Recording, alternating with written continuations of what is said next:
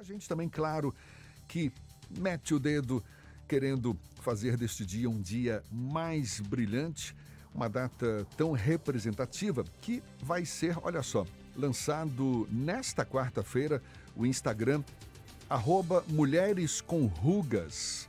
O objetivo do perfil é, ao longo do mês de março, oferecer textos que abordem temas sobre o envelhecimento da mulher e os preconceitos que elas enfrentam. Quem vai falar mais sobre este perfil é a autora do perfil, a jornalista e escritora Márcia Moreira. Que saudade das dicas da Marcita. Marcita, seja bem-vinda, parabéns pelo seu dia. Bom dia, tudo bom? Obrigada, Jefferson. Bom dia, vou começar meu bom dia, na verdade, aqui saudando Laís, que já que é o Dia da Mulher, Jefferson, Ernesto, Valneia, aqui, eu digo todo mundo, vocês que estão ouvindo a gente aqui, pois é, eu já convido todo mundo aí a já dar uma fuçada aí no Instagram, Mulheres com Rugas, que já está no ar, já tem o primeiro texto. Você toca num ponto que é, de fato, bem delicado, agora que precisa ser desmistificado ao mesmo tempo. Acho que esse é um dos grandes propósitos desse perfil, não? Exatamente.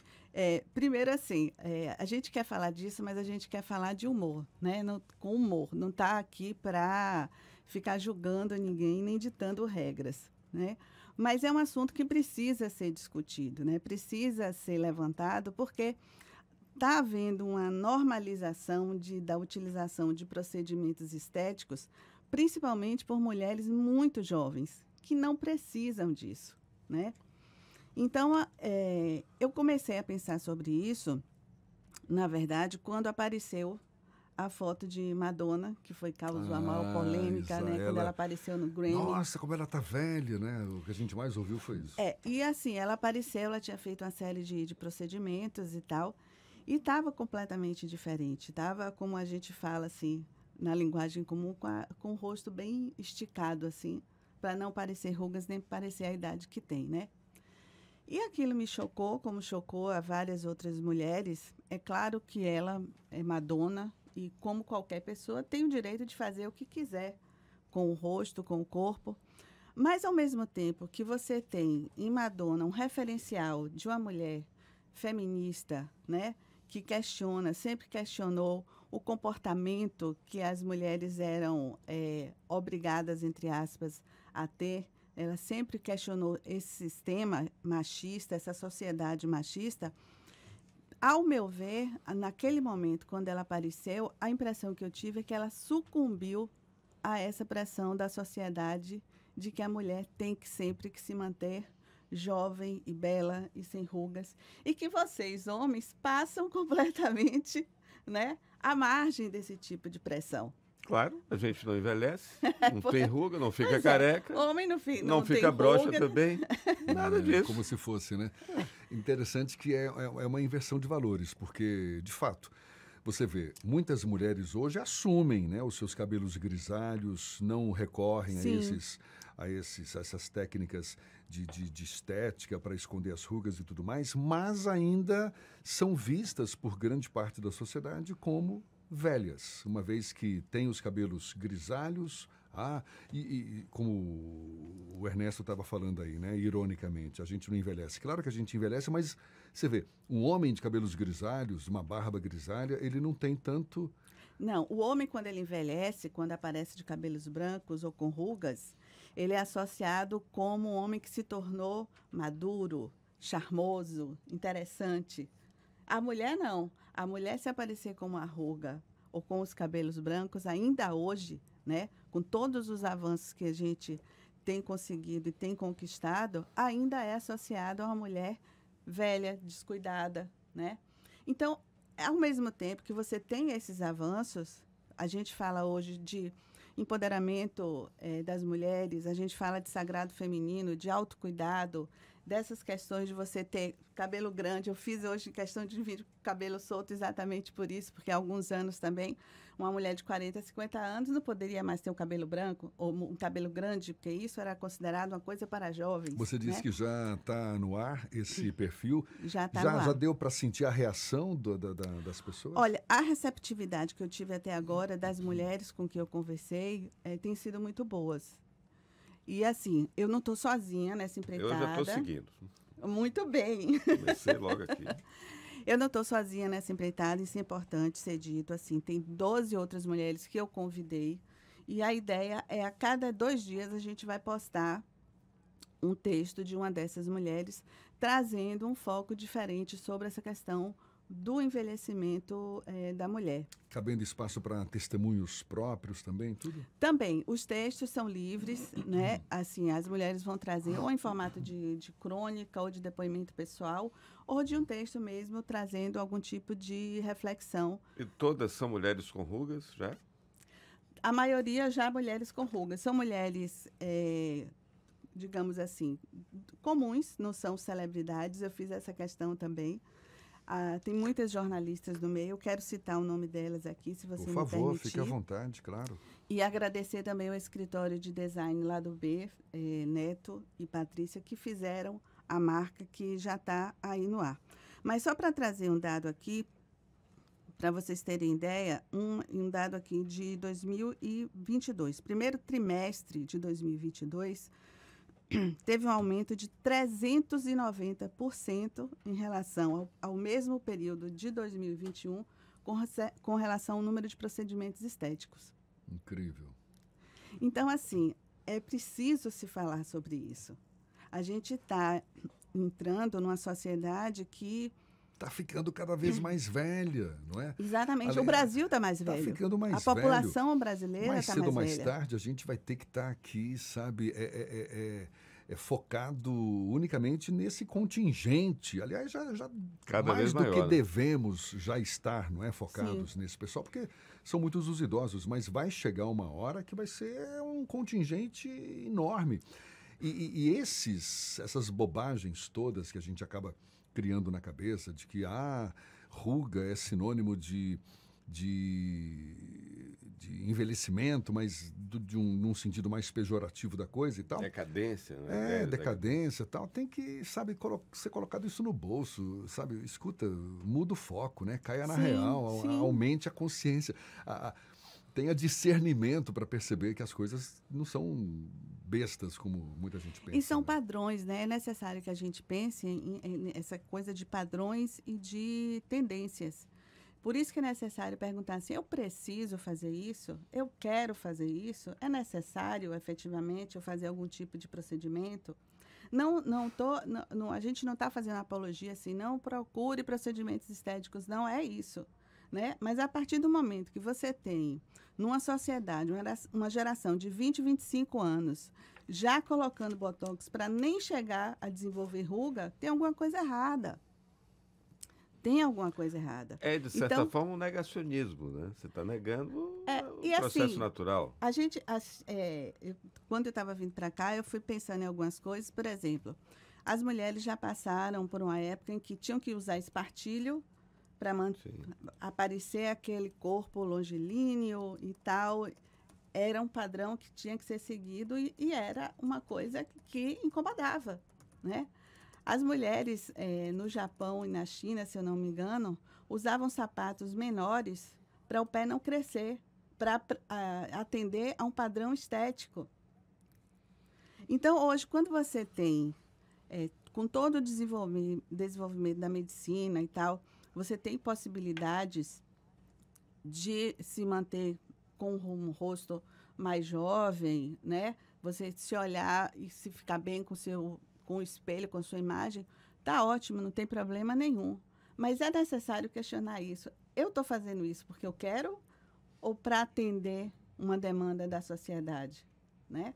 Porque o que a gente vê hoje, o artigo hoje que está publicado, inclusive é meu, e eu falo sobre isso, a gente tem hoje mulheres que são referência para a gente, artistas, jornalistas, intelectuais, cantoras, que estão fazendo procedimentos de uma forma tal que a gente olha e não reconhece, né? Que estão virando caricaturas e ninguém fala sobre isso. Eu acho que tem contribuído muito para isso.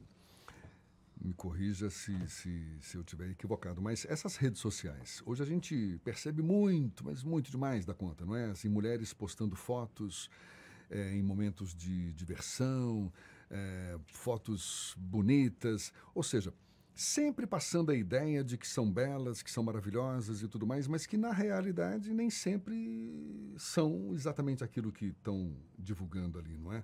Ou seja, existe também, no fundo, uma demanda, não é, da sociedade por imagens bonitas, não é? A gente está sempre ainda, você vê a televisão. A televisão ela preza muito pela imagem ainda, não é? Por mais que tenha avançado muito, por mais que tenha desconstruído esse padrão que era muito mais forte alguns anos atrás, hoje você sabe, a estética ainda ganha. Eu me lembro muito em discussão em sala de aula da época em que Richard Nixon e Kennedy concorreram à presidência dos Estados Unidos, numa época em que a televisão ainda era uma, de certa forma, novidade, e tinha havido um debate inicial no rádio, e o Nixon tinha ganhado o debate, mas quando foram os dois para a televisão, quem ganhou o debate foi o Kennedy. Não que isso tenha sido determinante para a vitória dele como presidente, mas levava-se em conta exatamente isso. Olha a estética, porque o Kennedy apareceu na TV todo bonitinho, todo arrumadinho, todo...